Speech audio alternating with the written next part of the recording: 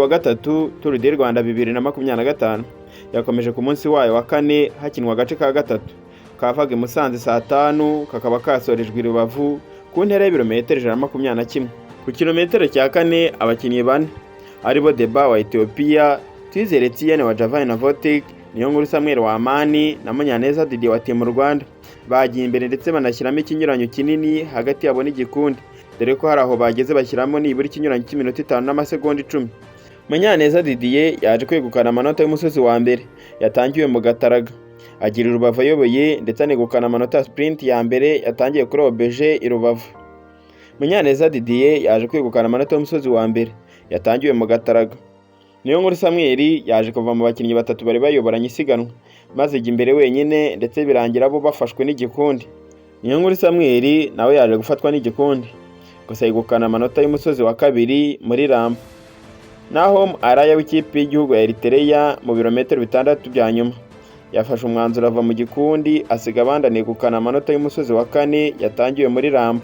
Gusa nawe byarangiye afashwe n'umunya-Australia ukinira ikipe ya Israel Premier Tech Brad Gimo, abari nawe wegukana agace ka gatatu ka Tour du Rwanda 2025 akoresheje amasaha 2 iminota 55 n'amasegonda 18.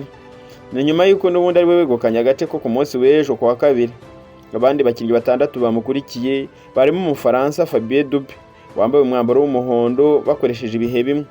Muri aka gace abanyarwanda baje hafi ni Manizabayo Eric ukinira Javani na Votek waje ku mwanya wa 9 na Masengesho Vanker wa Team Rwanda waje ku mwanya wa 13, bose bakaba basizwe amasegonda 6 n'uwa mbere.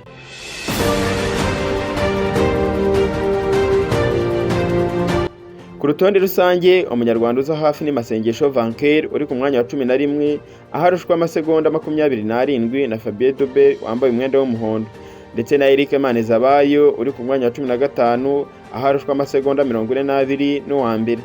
Tour du Rwanda irakomeza kuri wa kane hakinwa agace ka kane. Abakinnyi barahagurukira Rubavu berekeza i Karongi ku ntera y'ibirometero 97.